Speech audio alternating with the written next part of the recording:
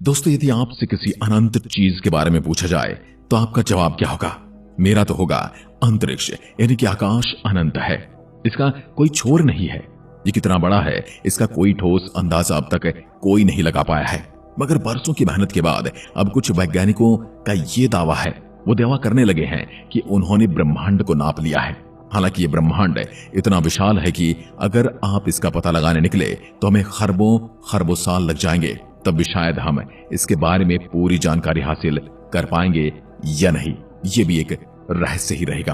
अब इस ब्रह्मांड में असंख्य मिल्की वे हैं, ग्रह हैं और तारे हैं, और इनमें से एक ग्रह है पृथ्वी, जिसे हम अपना घर मानते हैं, या कहें कि यही तो हमारा घर है। इसके अलावा तो हम कहीं रह ही नहीं सकते।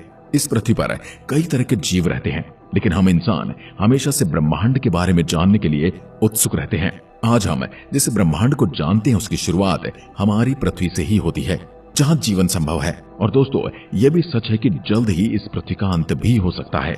इसलिए इंसान अब किसी ऐसे दूसरे ग्रह की तलाश में लगा है जिस पर इंसान या फिर बाकी के जीव जंतु जीवित रह पाए। दोस्तों, अभी तक हमें अगर दूसरा कोई ग्रह खोजना है तो हमें सबसे पहले ब्रह्मांड की खोज करनी पड़ेगी। तो दोस्तों, अर्थ को पीछे छोड़ देते हैं और प्रकाश की गति से ब्रह्मांड के सफर पर निकल जाते हैं। एक दिन की यात्रा में 17 अरब किलोमीटर दूर हम पहुंच जाते हैं अपने सोलर सिस्टम पर, और यहां से हमारी पृथ्वी कुछ ऐसी दिखाई देती है जहां हमारा एक दिन की यात्रा से पूरा एक साल बीत गया है। इसके बाद हम 22 अरब किलोमीटर दूर इंटरस्टेलर स्पेस में पहुंच जाते हैं, जहां से हम पृथ्वी को देख भी नहीं पाएंगे। हालांकि इस जगह पर धरती की एक कीमती चीज मौजूद है और उसका नाम है वॉयेजर 1, जो कि 17 किलोमीटर प्रति सेकंड की रफ्तार से अपनी कभी न खत्म होने वाली रफ्तार से दौड़ रहा है। वॉयेजर 1 ने आज से 30 साल पहले पृथ्वी की तरफ एक तस्वीर ली थी। उस समय ये पृथ्वी से 6 अरब किलोमीटर की दूरी पर था, और उस समय हमारी पृथ्वी यहां से केवल एक ब्लू डॉट की तरह दिखाई दे रही थी। और दोस्तों, ये वॉयेजर 1 से ली गई आखिरी तस्वीर थी पृथ्वी की, और इसके बाद इसके कैमरे को हमेशा के लिए बंद कर दिया गया था। वॉयेजर को यहीं छोड़कर आगे बढ़ने पर हम Proxima Centauri red dot star पर पहुंच जाते हैं, जो कि हमारी पृथ्वी से 41 खरब किलोमीटर की दूरी पर मौजूद है। और इसके साथ ही एक एक्सोप्लैनेट प्रॉक्सिमा सेंचुरी B1, जिसके बारे में कहा जाता है कि यहाँ पृथ्वी जैसा वातावरण हो सकता है, लेकिन अगर इसके अंदर देखा जाए तो यहाँ ऐसा कुछ नहीं है इससे इंसान यहाँ बच सके। ये बेजान ग्रह तक पहुंचने में दोस्तों हमें 4.5 साल का समय बीत गया है, यानी इस समय तक हमारी पृथ्वी पर 16,000 साल बीत गए हैं। और जब तक ये मैसेज हम धरती पर पहुंचाएंगे तब तक धरती पर 5,220 साल गुजर चुके होंगे, और अगर तब तक धरती पर इंसान जीवित बचे होंगे तब वे हमारे मैसेज को किसी एलियन सिविलाइजेशन का संकेत मान बैठेंगे, इसलिए वो इसको समझ ही नहीं पाएंगे। चलिए अपनी यात्रा को और आगे बढ़ाते हैं, और हम 55 साल की यात्रा कर 520 खरब किलोमीटर दूर सोलर इंटरस्टेलर नेबरहुड में, जहां हम सूरज के साथ उसके पड़ोसी तारे को देख सकते हैं। और सबसे बड़ी बात तो यह दोस्तों, इन सभी तारों का अपना एक सोलर सिस्टम है। इस बीच हम अपनी पृथ्वी को तो भूल गए, वहां क्या हो रहा है। 55 साल के इस सफर के समय दोस्तों धरती पर 20,000 से ज्यादा साल का समय बीत चुका है, और इन सालों में पृथ्वी से समस्त मानव जाति गायब हो चुकी है। फिलहाल हमें तो आगे ही बढ़ना चाहिए, और पृथ्वी से 600 लाइट ईयर दूर एक प्लेनेट पर पहुंच गए हैं, जिसका नाम है केपलर 22b। ये प्लेनेट हमारे लिए बहुत ही खास है दोस्तों, क्योंकि इसका वातावरण हमारी पृथ्वी से काफी मिलता जुलता है। वातावरण के साथ यहाँ जीवन भी मिलता जुलता लग रहा है, यानी यहाँ कोई एडवांस सिविलाइजेशन पहले से मौजूद है, और शायद यहाँ इंसान यहाँ उससे भी ज्यादा विकसित जीव रहते हैं। दोस्तों, अभी तक पृथ्वी पर जितने भी एक्सोप्लैनेट खोजे गए हैं उसमें से केपलर 22b ही एकमात्र ऐसा ग्रह है जिसको अर्थ 2.0 का नाम दिया गया था, और इससे हम इंसानों को काफी ज्यादा उम्मीदें भी थी कि यहाँ कभी इंसान रह पाएंगे। हालांकि यहाँ पर तो पहले से ही जीवन फल फूल रहा है, इसलिए हम इसे छोड़कर अपनी यात्रा को आगे बढ़ाते हैं। अब 2.5 लाख साल का सफर तय करने के बाद हम पहुंच गए हैं हमारी मिल्की वे गैलेक्सी में, जो कि पृथ्वी से 25,000 लाइट ईयर की दूरी पर है। यहाँ से इंटरस्टेलर नेबरहुड बिल्कुल एक छोटे रेत के कण के समान दिखाई देता है।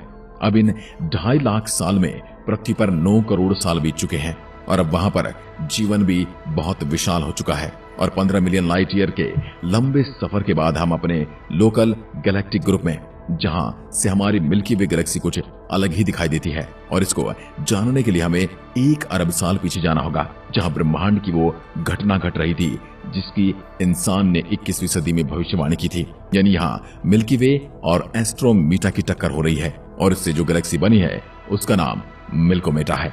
इस बीच हमारे सोलर सिस्टम का क्या हुआ? क्या इस टक्कर से हमारा सन और अर्थ बच पाए हैं? जी हाँ, ये बच पाए हैं।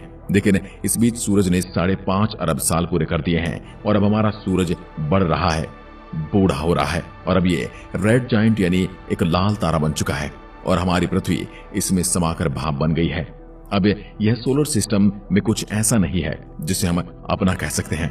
तो चलिए बिना देरी किए अपनी यात्रा को आगे बढ़ाते हैं और अब पृथ्वी से हम 65 मिलियन लाइट ईयर दूरी पर आ गए हैं और इस सफर को प्रकाश की गति से तय करने पर भी 6 करोड़ 20 लाख साल का समय लग गया है। हमारी पृथ्वी चुकी अब मर चुकी है और अब 23 अरब साल बीत चुके हैं।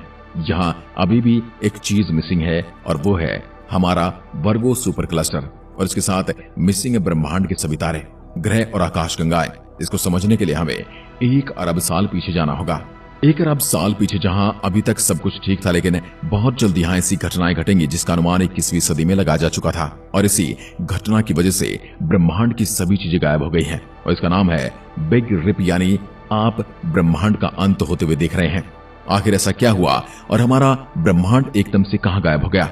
इसकी वजह भी हमारे ब्रह्मांड का अनियंत्रित गति से बढ़ना था। ब्रह्मांड के फैलने की रफ्तार धीरे धीरे बढ़ती गई और जिसकी वजह से ब्रह्मांड में मौजूद सभी तारे, ग्रह, आकाशगंगाएं टूटकर अलग होते गए और अंत में इनके मूल कण भी खत्म हो गए। अब न तो यूनिवर्स है और न ही समय और न ही कुछ और है।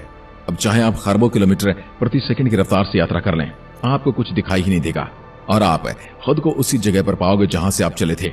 यहां से आगे आप कहीं नहीं जा पाओगे। फिलहाल हमें यहाँ बिग रिप की घटना को भूलना होगा और ये मान लेना है कि यूनिवर्स का अंत अभी हुआ नहीं है। इसलिए 65 मिलियन लाइट ईयर्स पर ये हमारा वर्गो सुपर क्लस्टर और इसमें जो डॉट दिखाई दे रहा है वो हमारा local galactic group 150 million light year की यात्रा करने के बाद अब हम पहुंच गए हैं लोकल सुपर क्लस्टर में, जहां हम अपने वर्गो सुपर क्लस्टर को देख पाएंगे। इसको देखकर आप बता सकते हैं कि इसमें कभी ऐसा प्लेनेट भी हुआ करता था जिसको हम अपना घर मानते थे, यानी हमारी पृथ्वी। अब इतने लंबे साल में हमारे सोलर सिस्टम में भी कुछ नहीं बचा है और अगर ऐसे में कोई प्लेनेट उसमें बच भी गया होगा तो वह इस अनंत ब्रह्मांड में अकेला ही भटक रहा होगा। और अब हम सौर मंडल से 46 बिलियन लाइट ईयर दूर पहुंच चुके हैं। अब तक हमने अपने लोकल सुपर क्लस्टर जो बहुत ही विशाल लगता है वह मात्र एक रेत के कण के समान रह गया है और यही हमारे ज्ञात ब्रह्मांड की सीमा है। यानी अभी तक हमने ब्रह्मांड को बस इतना ही जाना है। इससे आगे देख पाने में हम इंसान असमर्थ हैं और आपको हैरानी होगी ये जानकर कि अब तक हमने केवल अपनी एक उंगली जितने ही ब्रह्मांड की खोज की है, जबकि हमारा अनंत ब्रह्मांड अभी बहुत विशाल और बहुत ही बड़ा है और जितना हमने इसे जाना है वो केवल इसकी शुरुआत भर है। जैसे जैसे हम अपने ब्रह्मांड से दूर होते जा रहे हैं वैसे वैसे हमारा ब्रह्मांड एक छोटे से बुलबुले में बदलता हुआ नजर आ रहा है। दोस्तों, अभी तक ब्रह्मांड को केवल इतना ही जान पाए हैं कि इसकी विशालता का पता लगाने में अभी हमें काफी लंबा समय लगने वाला है और वैसे भी ब्रह्मांड में कुछ भी स्थिर तो है नहीं। आप क्या कहते हैं? कमेंट में लिखकर जरूर बताएं। क्या एक दिन हम ब्रह्मांड के आखिरी छोर तक यात्रा कर पाएंगे या सिर्फ ये एक सपना ही रह जाएगा? कमेंट में लिखकर जरूर बताएं। एक बार फिर मिलते हैं ऐसी दिलचस्प वीडियो के साथ। तब तक के लिए नमस्कार, जय हिंद, जय भारत।